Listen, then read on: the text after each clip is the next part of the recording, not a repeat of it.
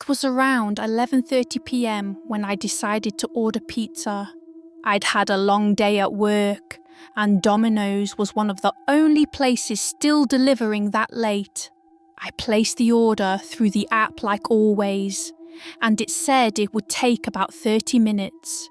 I put on a hoodie and waited in the living room, scrolling on my phone, half asleep. About 20 minutes later, I heard a knock at the door. No doorbell, just a few sharp knocks. I wasn't expecting them so soon, but I figured maybe they were quicker than usual. I walked to the door but paused. Something didn't feel right.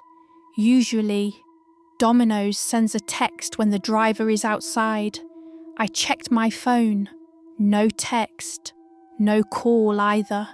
I looked through the peephole. There was a man standing there in a black jacket and jeans. He had a red baseball cap but no Domino's logo on it. He held something in his hand. Maybe a pizza box, but it was hard to tell. No delivery bag. No car with a lighted sign outside. Just a dark sedan idling on the street. He knocked again, louder this time. "Domino's!" he called out. Still, something felt off. The drivers usually wear the branded shirts. They usually have a heat bag. This guy looked wrong. I didn't say anything. I backed away from the door, grabbed my phone, and called the Domino store directly. The woman who answered was confused when I asked if a driver had been sent already. She put me on hold and checked. A minute later, she came back and said, "Our driver just left now. He's in a white car, not a dark one. You're the next delivery." I froze. Whoever was outside wasn't from Domino's. Meanwhile, the man knocked again, hard this time, and rattled the doorknob. I stayed silent, heart pounding. After about a minute, he gave up. I heard the car door slam and the sedan peel away down the street. When the real Domino's driver arrived 15 minutes later, I was still shaken. I made him show ID through the glass before I even cracked the door open. Later that night, I reported the incident to the police. The dispatcher told me I wasn't the first call that evening. There had been reports of a man pretending to be a food delivery driver, trying to force his way into homes late at night. He hadn't gotten in anywhere yet, but they were still looking for him. Since then, I always double-check the delivery before opening the door.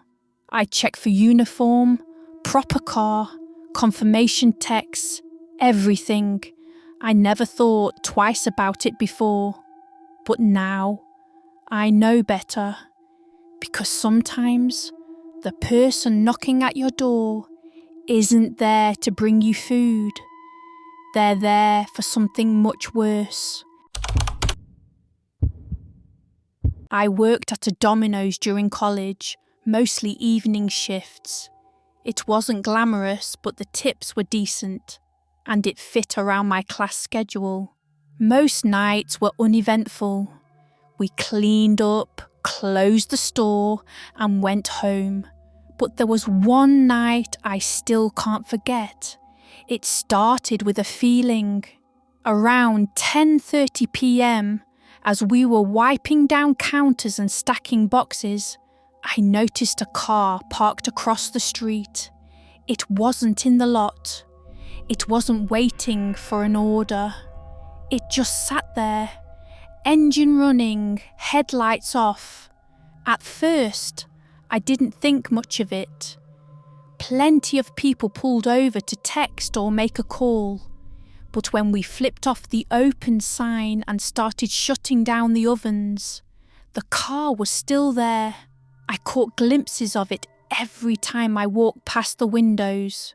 Same spot, same shape, No movement. My co-worker Ben was supposed to close with me, but around 11 he said he wasn't feeling well and asked if I minded locking up alone. I didn't want to seem paranoid, so I told him it was fine. Once he left, I realised how quiet it was. No ovens humming, no customers, just me and that car. I hurried through the closing checklist, heart pounding a little faster than usual. Every time I glanced out, the car seemed closer. Or maybe it was just the dark playing tricks on me. Finally, at 11:20, I finished. Lights off, alarm armed. I grabbed my bag and headed for the back door. When I stepped outside, cold air hit me, and I noticed immediately that the car had moved. It was now parked in the alley behind the store, facing the exit. There was no doubt now. Someone was watching. I froze, keys clenched in my middle. The driver's side door cracked open slightly. Someone inside was moving, slowly, like they were waiting for me to panic. I turned back, but the door had already locked behind me. No way back in. I told myself not to run. Running would make it worse. I walked, fast but steady, across the lot toward the main road, where there were still lights and people. Behind me, I heard the car door open fully. Footsteps. I didn't look back. I pulled out my phone, hands shaking, and called 911. I barely got the words out. Someone's following me behind Domino's. Please hurry.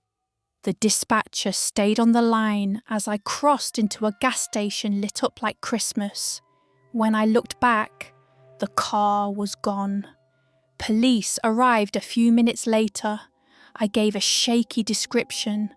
Dark sedan, tinted windows, male figure, maybe mid-30s. They said they'd had reports before. Similar behaviour. Same general area. No one had caught him yet. After that night, I never closed alone again. If someone called in sick, the manager himself came down to help. I still think about it sometimes. How close it was. How easy it would have been for that night to end differently. Now, every time I leave work after dark, I check the parking lot first. I check the alleys, and I never, ever assume that just because you don't see someone, they're not already watching.